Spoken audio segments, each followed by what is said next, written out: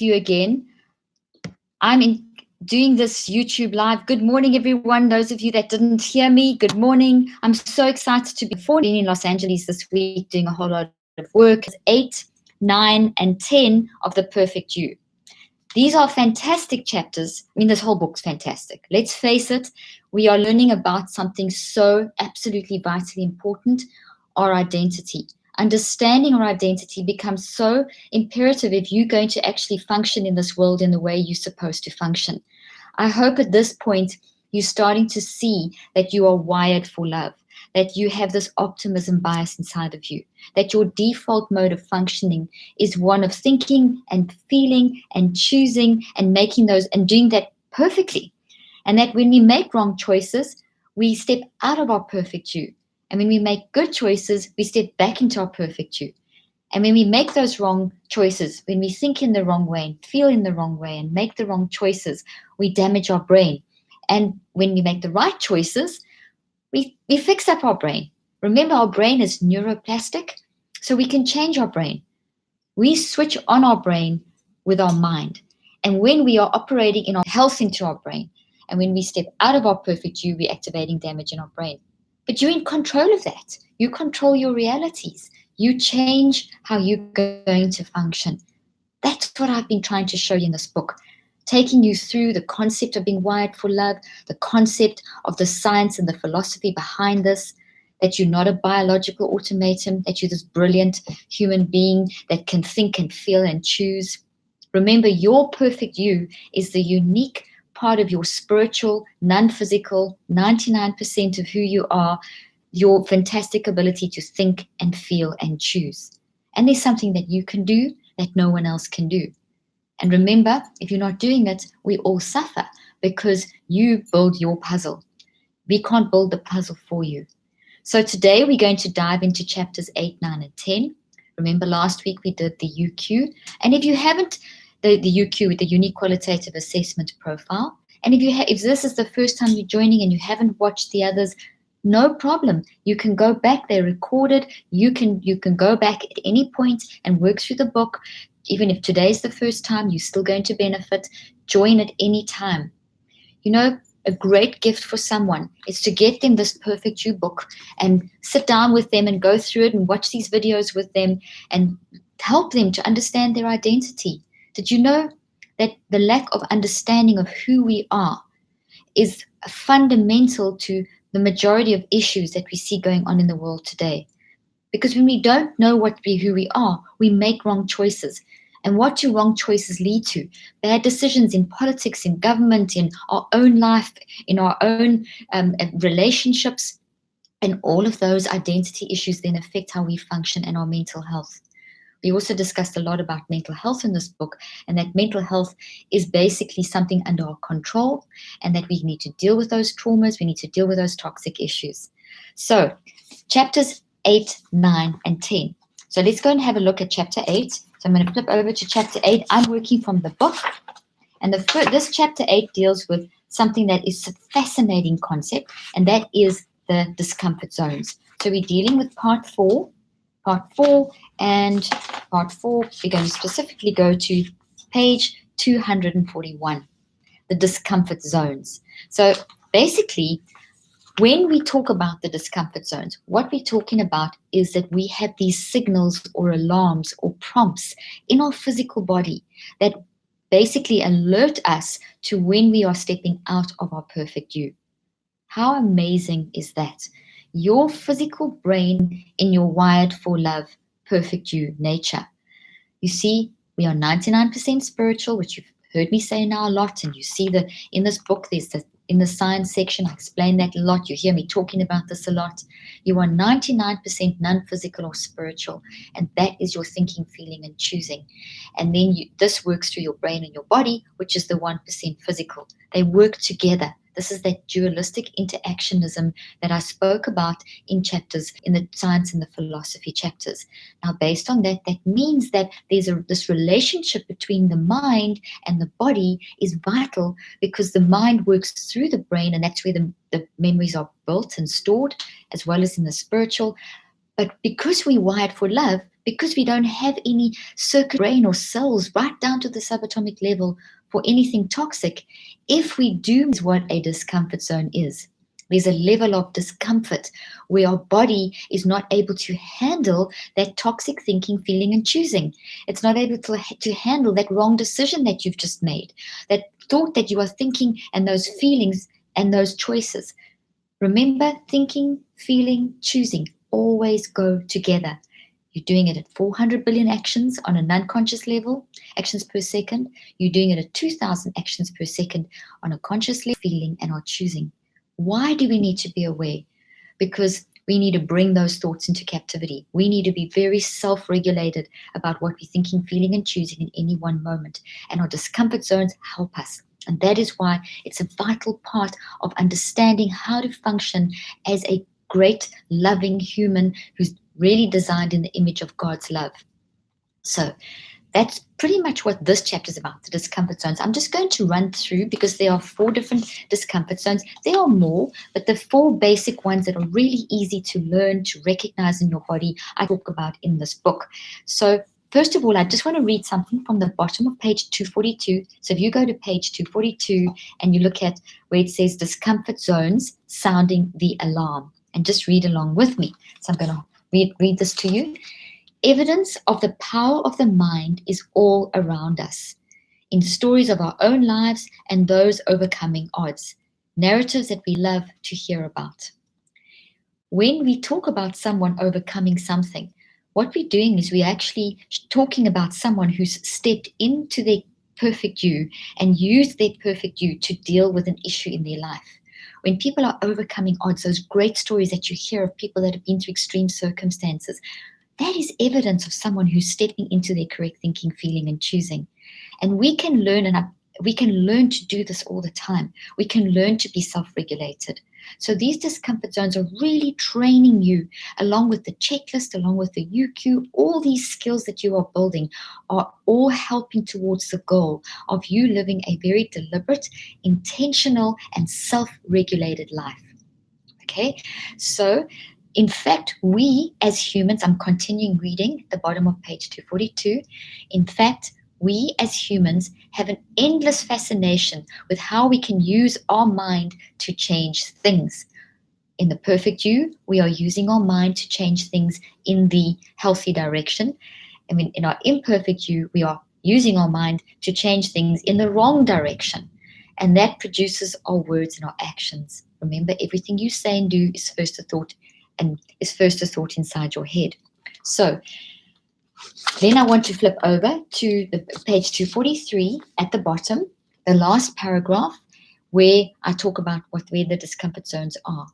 The discomfort zones are in our spiritual nature, our minds, and our bodies, and they alert us to when we are stepping out of the perfect you. In other words, they sound the alarm. I don't know about you, but I hate it when the alarm goes off in the morning. But it serves a purpose, and it wakes me up and it makes me get ready for what I have to do, like all of us. So this is what a discomfort zone is doing. It's an alarm. It's saying, pay attention. Something about your thinking, feeling, and choosing is going wrong. It's simple signals that you are thinking, feeling, and choosing in the wrong way. Okay, so that's why they're called discomfort zones. Okay, so these discomfort zones, still reading at the bottom of page 243, are more evidence of God's bottomless love for us, to help us, prompts to remind us to stay in the perfect you. When we use the discomfort zones, turning over to page 244, we immerse ourselves in environments of love. I love that. Love is a commonality to mankind. We can choose to immerse ourselves in environments of love. Love is all around us. God is love. In God, we live, move, and have our being. In love, we live, move, and have our being. The perfect you is how you do that and what you are doing when you're thinking, feeling, and choosing correctly, listening to your discomfort zones, you are operating and accessing this love. So, which on a physical level, when we do that, changes our brain chemistry and all 75 to 100 trillion cells of our brain in our body. This in turn gives us courage to deal with our issues and develop our minds. So the discomfort zones, when we listen to them, we are learning how to activate genetic switches in our brain and our body that increase our resilience and enable us to face the issues. It doesn't mean that you're not going to cry or shout or get upset, but you're going to, by listening to your discomfort zones, you're going to get into the correct way of thinking. And when you're in the correct way of thinking, that's when you have clarity. And through the tears and through the sadness and through the frustration, you're going to stay calm enough in your mind to be able to make wisdom decisions in that moment.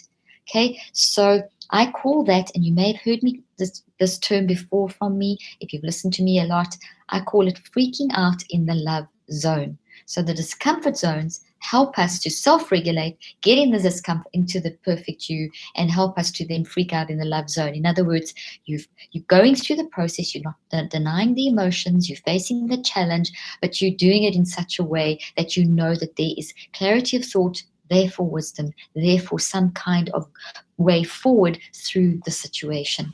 Okay, so there's 4 different discomfort zones. On page 244, we're going to quickly read them, and then I'm going to explain each one. So I'll read it, and then I will explain it and give you an example.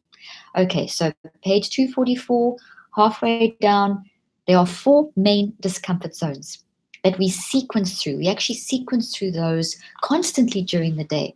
So that is also why once you understand these, like everything that I teach you, this is not an instant quick fix. You kind of have to train yourself to be aware of these and to listen to these in your body. So all of this is a self-regulatory thing. It's all learning literally to listen to God talking to you. That's kind of what these discomfort zones are going to help you to do, to really tune in to the Spirit of God, to tune into love so that you can function how you're supposed to. Okay, so first one, number 1. The just aware discomfort zone level, page 244, midway through page 244. The just aware discomfort zone level, when you are just becoming aware of the information and your reaction. Okay, so right now I'm speaking, and as I'm speaking, you're getting a signal, sounds, etc., and your brain is responding. You are thinking, feeling, and choosing in response to what I'm saying. So as you hear what I'm saying, you are going to start responding. Your first discomfort zone will be activated, and so you're just aware of this incoming information and also your response. So you're very aware of the incoming, I should say. You're aware of me speaking and reading to you, and you're seeing me, but you are also now starting to become aware of thoughts that are moving from your non-conscious mind to your conscious mind. So you're becoming aware of slightly, it's like the tip of the iceberg, tip of the tongue. You're just becoming aware of thoughts moving through your mind. So as I'm speaking, those thoughts are now going to activate a response in you. So if there are healthy thoughts that are coming up, then you will feel a sense of peace, etc.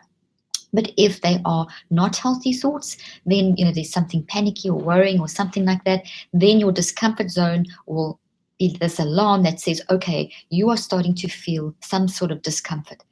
Something's not right. So maybe you go into a meeting and someone starts speaking and there's just something that is being said and you start feeling this awareness that something's just not right. You can't quite put your finger on it.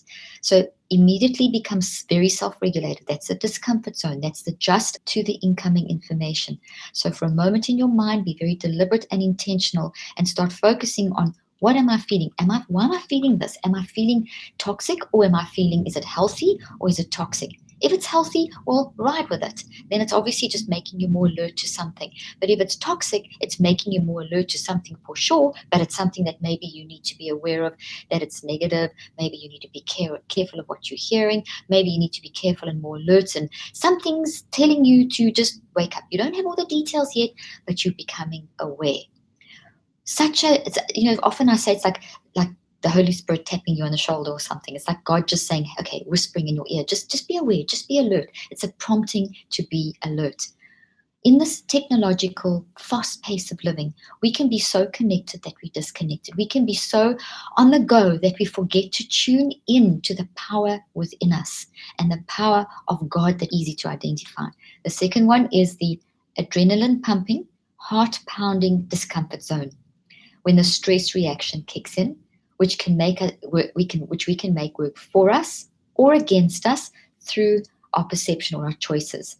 Okay, so now let me quickly explain that. So the first, analyze it, okay? Then the second one is the adrenaline pounding, heart pumping stress reaction, which all of us immediately think is bad for us, but it's not bad for us unless you think it's bad for you.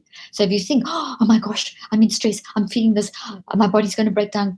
We've had so much bad press about stress that as soon as we feel that response, we think that, oh my gosh, my body's breaking down, or something's bad, or this is a terrible thing.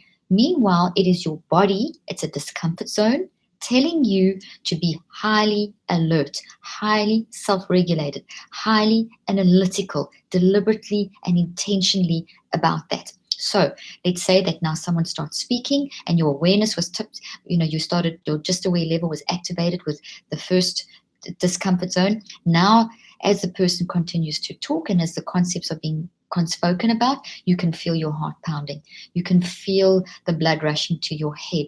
You can feel more oxygen. Now, if you go into a toxic reaction, you think, oh my, this is terrible, then your body will start breaking down. The stress will work against you. Instead of clarity of thought, you will have the opposite happening. Very important when you experience discomfort zone 2, which is the stress response, is to immediately say, okay, this is now, I need to be super alert, super alert, and as you do that, you make your body work for you. So instead of your blood vessels constricting and then there's less oxygen and blood to your brain, which means you can't think very well, and you set yourself up for sickness, which is what will happen if you panic. Instead of that happening, if you say, okay, this is good. This is discomfort zone level 2. This is going to help me be more alert and focused. I need to have clarity of wisdom. I need to know what's going on. Then your blood vessels will dilate and you'll have more oxygen and blood in your brain and you'll make a better decision. That's basically what I explained in the discomfort zone 2. Discomfort zone 3 is attitudes, the attitude level. Fascinating level, because just aware makes you just aware. Stress reaction is saying, okay, pay attention. Attitude is, what are you paying attention to? What is it? Is this a toxic attitude? Is this a positive attitude? Attitude is a state of mind. It's a flavoring. And what is it? Is it a toxic one or a negative one? So you need to pay attention to the attitude of the incoming information. Is it toxic? And the attitude of your upcoming thoughts in response to that situation. Very often we have a combination of positive and negative, or toxic and healthy thoughts moving up in response to the signals. So the telephone call, what the person is saying, etc. Okay, so number 4 is the about to choose level. So you're just aware, your body's responding in the stress mode, you're in positive stress mode, you analyze, okay, that's a healthy thought. In the attitude, that's a healthy attitude, so I'm going to go down that line. Or that's toxic, so I'm going to be very careful. You've done a lot of analysis. Now you've got to make a choice about what you're going to think, what thought you build in your head, which leads to the response that you make or the action that you perform. So it's the about to choose. What are you? Unexpected, a complete side blow. So just aware level, oops, there's something not right here. There's something, they've got a smile on their face, but what they're saying is like, this is not right. You feel uncomfortable. Your body's going into stress. It's quite quick. It's quite progressive. Discomfort zone 2 starts. You've got this feeling of the analytical. Discomfort zone 3, attitude. What's coming up? Is it toxic? Is it negative? And then you're about to choose, okay, let's be realistic. Is this person upset? What are they really saying? How should I react? What is the best way to diffuse the situation? And then you will find that as you do that, this is a form of prayer that I'm describing. This is you tune those thoughts into captivity and to think on good things and all the scriptures that you know that we love to quote but we do not apply. Instead of using them as a magic potion, here is a tool and a technique to help you to pray effectively and to pray continuously. So in the rest of that chapter, I explain about the spiritual elements of the discomfort zones. So for example, when you are when it's the discomfort zone that's in the right mode, you're going to feel love and joy and peace and patience and kindness. Page 245, I'll read one of them. So for example, the first one, let's talk about peace, number 3. So on page 245, the title of this page is, the heading is the spiritual element of the discomfort zones. The spiritual element are basically the fruits of the spirit. So when we're in just aware, adrenaline pounding, heart pumping, attitude, about to choose. As we progress through, we're going to experience these spiritual discomfort zones. So let's say you're just aware, the person just starts speaking to you, like that example I gave. So what are you feeling? Peace or lack of peace? So in example of peace over here, number 3, peace will guard our minds in Christ Jesus, Philippians 4:8. Its opposite is when we do not have peace or if we feel vulnerable and exposed. So this happened, someone was saying something and I suddenly felt my peace went. I was just aware, I could feel my heart pounding and adrenaline pumping very fast. It happened within seconds. And I could feel that the attitude that was coming up in me was my reaction was getting toxic. And as I was about to choose, I responded to all of that and realized that where this person was coming from. So I managed to change how I completely in the opposite direction. But the lack of peace that I experienced was my spiritual, like it was the spiritual element of the discomfort zones. You then have the mind element, which is all this mind work I've been describing, which I talk about on page 246. And then I talk about the body, which is those physical reactions like your blood rushing to your head and your heart pounding, etc. So I explain those on page 245 and 246. Then I have, if you look through, just flipping through the rest of this chapter, you'll see little gray blocks. And in those, I have certain things like discomfort zone prompts, where are little tools and techniques to help you practice how to use these in your life. I have a great image over here that you'll see in all my books, which just basically, when I explain about how our brain responds to our mind, that diagram is great to help you understand. And then what I have in these little gray blocks is just great little reminders of how to use and understand discomfort zone, each of them. So discomfort zone 1, just aware tip, page 251. I say, analyze this quickening of love or fear that you are just becoming aware of in your conscious mind. I'm reading this, okay, on page 251. Become aware of it. This is an anticipation built into your perfect you, the regulatory part of you, okay, your thinking, feeling, choosing, regulatory part of you that is responding to the incoming and existing knowledge. It is a fear or love anticipation that's starting to build up in you. What spiritual discomfort zone, what fruit of the spirit is going awry in your mind at the moment? So it's just a great little prompts to help you. And so through the rest of the chapter, I have those to help guide you. So now let's look at chapter 9, the perfect you chart. Chapter 9, you'll see a chart and something that I would look, if I was you, I would look at this all the time. It kind of pulls everything together. As I said before, get the book, keep it next to your bed. These are life skills. My books are not things that you read once and give away. You keep your own book. Buy one for yourself, buy one for your friend. You need this stuff. This is stuff, I look back at this stuff. This is stuff that's come out of years of research, years of clinical practice. These are life skills that align with science, science and scripture. Okay, so this table is fantastic. So if you have a look, it says input. If you just look along, I'm reading along the top. It says input, perfect use, science and philosophy, example, discomfort zone. So I take you through an example and I tell you what happens right from the level where the signal is coming in. There's a little bit about what's happening scientifically. There's an example, and then there's how the discomfort zone works. So I'm just going to scan through and read. Follow with me on page 2. That example the other night, input was we were at a dinner function and someone said something that I just was completely thrown. I didn't expect it to come up. Okay, so I had input. So number 1, external and internal. I had external input. Someone said something to me. Stimulus from the external world, events and circumstances of life. And then I had a response in my internal world of my thoughts. Thoughts came up and I thought, oh gosh, I thought that. So my internal world, I had a response, and that set my mind into action, and my brain was responding. So I was thinking, feeling, and choosing. This is all really fast, okay? Then the science of what was happening in that moment, the quantum signal of the communication, and my response was moving through the filter of the unique design of my brain.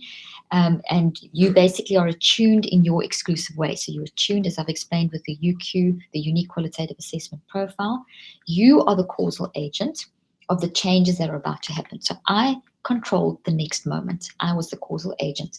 In my brain, I was controlling because I would have built whatever I responded would have been built into my brain and added to existing networks and expressed in my words and actions. So then I give you an example.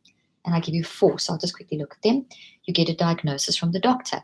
You get into an argument with a family member. You receive an email from your boss. You have to make a choice in a relationship. So these are situations, okay? That's your input, and all that stuff in the first and second section I've just explained with the external, internals, perfect use, science and philosophy is happening. And then your discomfort zone 1 will respond. So your unique processing of the events and circumstances is activated. Okay, so your just aware level is activated. It passes through your perfect you filter. So your perception and your specialized interpretation kick in, and that's the lens through which you start becoming aware of the incoming and upcoming information. So the diagnosis from the doctor or the comment from the person that I was talking, the example I gave for myself the other evening, that's come in, all this is activated through my brain, this quantum energy, etc., through the unique way that my brain is attuned to how I perceive life, and you start becoming aware of how you are responding. So I was aware of I was starting to become aware of how I was going to respond of upcoming information. Then you go into the second thing, non-conscious action, number 2. So I'm looking at number 2 down here. You get non-conscious action in response to the stimulus. Memories that are related in some way to the incoming information are selected. So first of all, at the little heading there by number 2, that is the fancy scientific word. But what's actually happening is that the memory started coming up in discomfort zone 1, the first part. So as you move into discomfort zone 2, which is that adrenaline pounding, heart pumping level, you start becoming much more aware clearly of the thoughts that are coming up. So you're just aware of your sense of I'm not that comfortable, something's coming up, this is not right. But the second one, you're starting to see, you're starting to actually become, you are actually starting to visualize and become aware of those existing thoughts. And that's when your body starts responding in a strong way, the adrenaline pounding, heart pumping. So I give you a whole explanation of all the science happening. I'm not going to read that. You go into superposition, which is the situation where you are aware of incoming and upcoming. Become mindful of your spirit and mind and your body responses. And you are starting to evaluate what you are thinking and feeling. So so if you look in the second part of this page, you'll see I'm carried over discomfort zone 1 and 2. So I'm growing this thing and showing you how it grows, what you go through in a moment. So I'm taking a moment in this chart, and I'm breaking it up into all the different portions so that I'm putting what you do very fast under a magnifying glass and showing you what's happening so that you can learn to self-regulate. So just quickly, I'm going to just read a little bit more of this and then move on. So you've used discomfort zone 1 to become mindful of your spirit, mind, and body responses. Do you have peace? Are you in toxic stress? Have you managed to move it over to positive stress? And you're starting to evaluate those upcoming thoughts, what you're thinking and feeling. The second thing, you remind yourself that stress is good for you and makes you more focused and alert to be able to get through the situation. So in other words, I've explained to you that stress is good for you, but that's only based on if you make it work for you. So you start feeling that adrenaline pounding, heart pumping of discomfort zone 2, but now you must remember that if you panic, it's going to work against you and break down your brain, and you're not going to have clarity of thought. So you remind yourself as your heart pounds, as you're doing, this is good for me. I'm going to step in the perfect you zone. I'm going to make this work for me so I have clarity of vision, etc. And so the chart continues. It takes this whole concept of being a self-regulated person, and I track all the things that are happening from the input through the science and philosophy that you learned about in chapters 4 and 5, through the concept of the UQ, your uniqueness, through the concept of how to use these discomfort zones. So it's kind of a summary. Honestly, I would spend time, if you're working in a group, it's a few pages long, I would spend time reading everything, talking through every little sentence I say, understanding it, giving examples to each other, because this chart really pulls it together. And that's why I put it here. This wouldn't have made sense at the beginning of the book, but it'll make more sense now. And the more you look at it, the more you'll see it's actually helping you put your reactions under a microscope. And as you learn to analyze them over a period of time, within 21 days, and then within 63, 3 cycles of 21, you would have transformed the way you're thinking. Okay, so then the last chapter 10, is some great exercises there's so much packed into this book. That's why I say this is something that you have for years. You just don't give it away. These are exercises that activate all the different modules of your brain. So like you go and do aerobics, or you go and do Pilates, or you go and run, or whatever exercise you do, you understand the principle of exercising your body to get healthy and fit. You know, you're not just going to be healthy overnight or be able to go and run in a race or a marathon overnight. It takes training. That is what I teach with all my work, okay? Is it takes training. I'm training you how to use your mind. We need to put the same effort into training our mind as we do in training our body. Okay, so that's what I'm challenging you to do. Don't look for a quick fix. My stuff is not a quick fix. My stuff is a lifestyle of training. Like you run every day or you go to gym every day, that's what you're doing here. So these Perfect You exercises add another element to this to help you. When you process a thought, it's a digestive process. It goes through the 7 stages of thought. We spoke about that when we did the unique qualitative assessment profile last week. The questionnaire had 7 different parts to it. So these exercises basically that you're doing are helping to grow your brain and grow your perfect you. You're not trying to change something make this better. I'm not saying one thing's better than the other. I'm not saying choose one of them and only work on one. I'm saying exercise your whole body, exercise your whole brain, exercise your whole mind. So when you go to Pilates or you do yoga or you do running, you're not just using one muscle. Your whole body becomes involved. Your whole mind becomes involved. So the same thing with the metacognitive module exercises. You are using your mind and the 7 different neurological pillars of thought to practice thinking well. So these are fabulous exercises. They're fun, they're easy, you can work them into your schedule. These are, once again, lifestyle exercises. They're not a one-off thing. There's no rushing through them. I mean, take maybe one a week, or you can decide on the best. I'll make some suggestions here of how you can do them. Page 267, Perfect You Metacognitive Module Exercises, Chapter 10. Every time you think, it actively changes your brain and mind and body. Every time you think, it changes your brain and body for better, okay? So, or worse, depending on whether you're in your perfect you or not in your perfect you. So we've spoken about that lots. You can choose. So I always, in my practice, I'm reading at the bottom of page 267. In my practice, I always made a point of focusing on the uniqueness of my patients. And as I mostly saw children, teenagers, and adults who had given up all hope in the ability to learn or achieve anything in life, my greatest joy was seeing my patients walk out of my practice with hope in their eyes and the message in their hearts that it is a scientific fact that you have an amazing mind and that you can, and an amazing brain, and that you can truly contribute to this world, okay? So basically, I give a little intro to this. There's some motivational stuff there to help you understand why and remind you again about why you should pursue. So now I want you to look on page 269, halfway through. You'll see the heading, The Purpose of the Perfect You Exercises, page 269. The Perfect You exercises are designed to do the following: to help you become aware of how you think, feel, choose in your perfect you state. You see how much stuff I've done in this book to help you become self-regulated, to operate in your wired for love, godly image. Okay, one more lot of things to help you.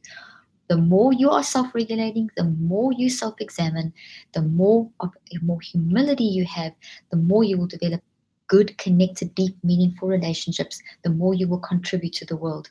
We become very self-involved and very selfish when we don't understand our identity. We become jealous and envious and proud when we don't really know who we are. We become judgmental and horrible to people when we don't fully understand. But when you're happy in who you are, you become such a nice person to be around. Okay, so these are all designed to help you do that. So these perfect you exercises are helping you to develop your unique way that you think, feel, and choose in the perfect you, and to keep you there and to help you feel this in your mind and your body, developing your self-awareness. Okay, so the second thing, to improve how you use your 7 metacognitive modules, as well as to increase the interaction. And that, in simple language, means that you're going to become more intelligent. Intelligence is not fixed. It is an ongoing dynamic thing. The more you think in your perfect you, the more intelligent you become. So these exercises help with that. Third thing, to help you recognize when you've stepped out of your perfect you. So these exercises are training you to use your discomfort zones to operate in your perfect you. So the checklist I spoke about last week and the UQ profile, as you do that, you're understanding the discomfort zones, these exercises. As you work through all these things, the goal is to teach you how to be a human, how to be a godly human wired for love. So to develop your intellect, okay, so these exercises increase awareness, improve your intelligence, improve how you function as a whole, and to help you recognize when you step out of your perfect you. How do you use them? Page 270. Well, you can work through them in the sequence below. You can spend as long as you want. You need to read through this and work out a little plan for yourself. So you could read through the second paragraph over here, halfway through the page. I'll give you a little example. On a practical level, you could read through an exercise first thing in the morning, type it into your smartphone or write it on a card and practice it during the day, or just be aware of it and practice it. If you're already doing my 21-day detox, which is the brain detox, which is you can see at 21daybraindetox.com, or in my book, Switch on Your Brain, you could use these exercises as part of your active reaches. So they can be incorporated into your active reaches and you can make them more specific. So they're great ideas for that. So the intrapersonal exercises, and then you'll see I do intrapersonal exercises, I do interpersonal exercises, I do linguistics. So all those 7 parts of the UQ profile that I did last week, okay, you're going to basically see that same breakdown here. So I'm just going to grab one, okay? Intrapersonal. Here are ways you can enhance your intrapersonal mode of thought by taking time to evaluate the knowledge you're receiving, by being aware of what is going on inside your mind, and by thinking deeply. So practice listening. Number 1, practice listening to what you are saying. For example, be very aware of how you sound. How do you sound right now? So I'm communicate, as well as the reactions of other people. You may find it helpful to write down your observations in a journal. You may decide that that's such a great exercise that you decide to do that in specific ways related to if you're doing the 21-day detox or our Switch app, which is coming out really soon, which is the 21-day detox on steroids. It's amazing. You can pre-order. You'll see the way you can pre-order in the show notes. You can use the two together because the one has got more spiritual exercises and the other one's got very practical hands-on audio, how to really get into this. And you can incorporate these exercises into the active reaches. You see, all my books cover things that are all complementary. So once you get the whole lot, all of it together, you actually have all the different aspects kind of that you work into your lifestyle. Once you've mastered all my stuff, and that may take you a long time, but once you've got all the books and things, you can actually, the time it takes to do all these things, it's basically about an hour and a bit, but between an hour to 2 hours a day that you are spending using these in a deliberate, intentional way. You may think, I don't have that for the rest of my life. Or every morning when you're getting ready, you've got to get your mind right, otherwise the rest of your day won't go right. Okay. And then when it comes to these exercises, for example, and the UQ, all these things, we all should be in a process of self-development. So it's a really good idea to take at least an hour a day to work on self-development. You should also be learning every day. So you should be building your brain every day and so on. So these exercises contribute to things like that. So just very quickly, I just thought of an idea. Let's say that you are doing intrapersonal exercises and you're working on this point 1, the one I just read, practice listening to yourself, watching yourself. Why don't you put on a camera and just your camera and film yourself and just watch your own facial expressions. Practice like when you're irritated or frustrated. Watch yourself on video to see what you look like when you like that and the kind of energy that you're generating. Einstein spoke about the fact that we generate energy. It's not anything weird. So when you're toxic, you're generating toxic energy, which is going to affect other people. And that's not in your perfect you, that's in your imperfect you. One thing more about these exercises, you need to practice all 7. When I say all 7, there's a whole lot of exercises under each of the 7 categories. So interpersonal, intrapersonal, kinesthetic, linguistic, visual spatial, and musical, all of these categories, all 7. You are a combination of all 7. Don't just think, oh, well, interpersonal is my most important one. I'm just going to focus on that. You never just one. You are all 7. Remember, you're a combination of all 7. You need to develop all 7. Your intellect, your functioning improves as you develop all 7. The more you use them, the more they work together, the more efficient you become. Okay, so now we've come to question time, and I'm just going to get the questions up on my phone. as I said once again, thank you for the fantastic questions that we get every week. We get so many. I can't answer them all. I try to categorize them. I do read them all, myself and my team. We're very, very excited about all the wonderful response. You guys have been amazing. The way you're just getting in groups and doing this all over the world. It's just fantastic. I encourage you, don't stop this. Keep this going. Stay part of our mental health initiative this year. Remember, this whole year is a mental health makeover. We're going to revolutionize how we think, and we're going to impact millions of people around the world. So the more of us that get involved, the more groups you start, the more, so much fun doing it in a group. Even if you're doing it over Skype in a group, or you're doing it over the phone, whatever means, whatever it takes, it's great to work with someone or a group of people. Be designed for deep, meaningful relationship. So join me. I'm with you behind the camera each week, and the next 2 months, we are going to. I'm going to answer the questions in a moment, but I'm just excited to share with you that next week we are going to be the next Think, Learn, Succeed. It's a big book with a lot of concepts. We'll have various different little videos in between to encourage you and help you. And so the same principles with watch the show notes, follow me on social media. If you're not already following me on social media, subscribe to my YouTube channel, listen to the podcasts. Each week we'll bring out a podcast that's related to the concept of that week. So I hope you listened to this last week's podcast, which is related to what we're talking about. Okay, so I'm giving you a YouTube live every week, a podcast every week, social media guidance every day. So it's really easy to follow along and learn within this theme. So today's our last session of Perfect You. Doesn't mean it's the end of Perfect You. All I've done is started you on a journey of your Perfect You. So even though we're going to start a new book next month, over the next 2 months, don't stop working on this book. So organize your day that you spend some time on your Perfect You stuff, and then get yourself ready for the Think, Learn, Succeed. Maybe you could spend 15 minutes on that, and you could spend a little bit more time on the on the Think, Learn, Succeed, because that's the focus of next month. So don't forget to join us. I'm so excited to announce that is what February and March are going to be. Think, Learn, Succeed, my latest book. Okay, so we're just going to answer a couple of questions because we kind of getting on in time here, but we've got enough time to answer a few. Okay, I talk a lot about freaking out in the love zone. So this question is, how do you freak out in the love zone, in the Perfect You zone? Okay, great question. Okay, so essentially what you do when you freak out in the love zone is, the love zone is the Perfect You zone. So remember, Perfect You, Imperfect You. Perfect You, love zone, Imperfect You, fear zone. Science shows us that we have this optimism bias.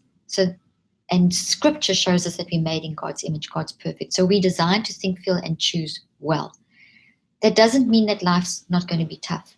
It doesn't mean that we can just use a scripture like a positive affirmation and just hope it's going to make everything go away. You have to be fully invested in whatever is going on in your life, in this very deliberate, intentional, self-regulatory way. You've got to be aware of those discomfort zones. You've got to be practicing those modules. You've got to work through that UQ. You've got to use that table I spoke about today to really train yourself to be this really deliberate thinking person. So with that as the background, what does it mean? I take all that stuff and I know that here's the situation. So now you can do it in one of two ways. If you're on your own or you're with someone safe at home or whatever, you can maybe mouth off aloud. But if you're in a situation like I was the other night, and I was in a situation where I really had to freak out in my love zone, but I had to do the smile on my face and inside my head because I couldn't cause a scene because it was at a dinner party. So I couldn't go and make a whole big scene about it. And I knew I had just a few moments to save the situation. So my freaking out in my love zone is I felt the aware level. My peace went. I felt my heart pounding, adrenaline pumping. I felt my attitude shifting, choice shifting between the negative and positive. And I felt myself about to choose. And I actually just visualized myself. I was still smiling and still listening to this person talking. And I visualized myself and saw myself freaking out and going down this negative thing. And then I also saw myself kind of saying, okay, I'm not going to do that. I'm going to do this. Like this little movie was playing in my head. I've trained myself to do this. I've trained myself to, okay, if I go that route, that's what's going to happen. If I do this route, this is going to happen. And it's quick. It's not very detailed. So in my mind, I was freaking out because I could feel almost like a panic, but I shifted the panic in the right direction. I thought, no, I'm going to get this.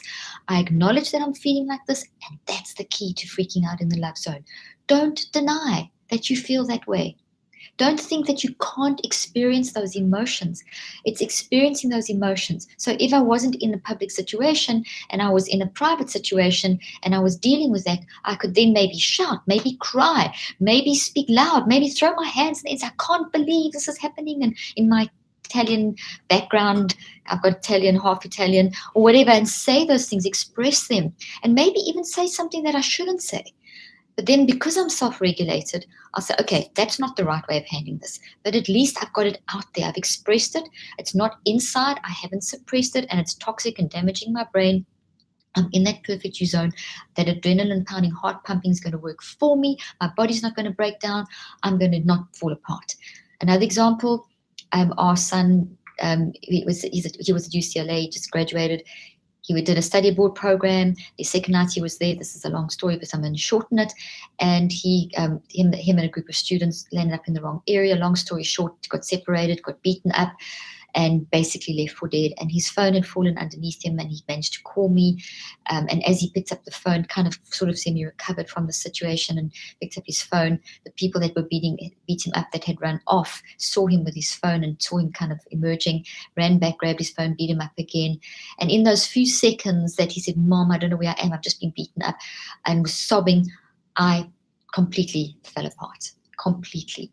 It's the most horrific thing. I can just, if you as a mother, you can imagine the pain. I'm miles away from my son. He's in this place and I don't know where he is. So I had a choice in that moment. I felt all of the lack of peace, it was fast. I was in panic mode, and I honestly felt myself seeing all the toxic things that could have happened. Is he dead? Is he dying? Is he going to get murdered? Is he being trafficked? Is he going to, how, what are we going to do?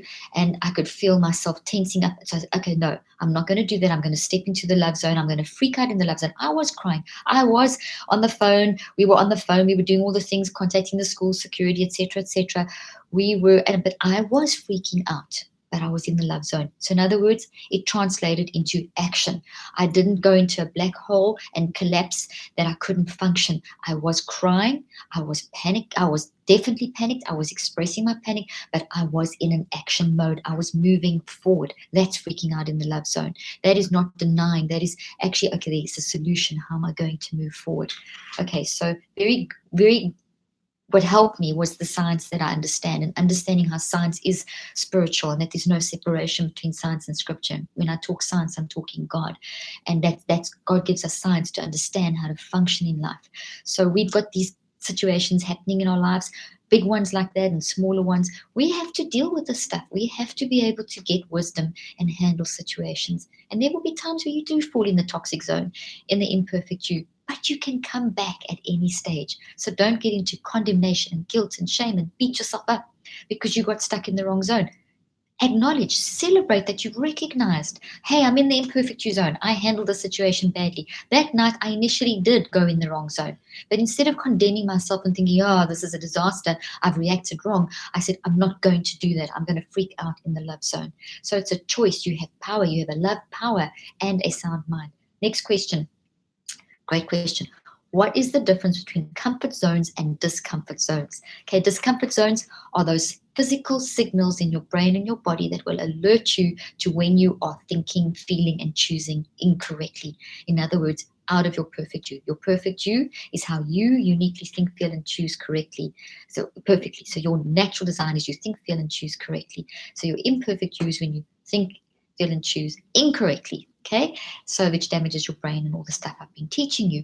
So they're discomfort zones, because your brain and body are not designed for imperfect you thinking, so incorrect thinking, feeling, choosing. So your body then starts breaking down and it reacts. So the physical reaction of the discomfort zones is because the balance in your brain and your body, right down to the genomes, the DNA, the genetic code, the electrical chemical balance, the enzymes, all of them go off whack. So as you progress through the 4 stages, your body is telling you that you're in a discomfort to make you get back into comfort, which is balance, equilibrium.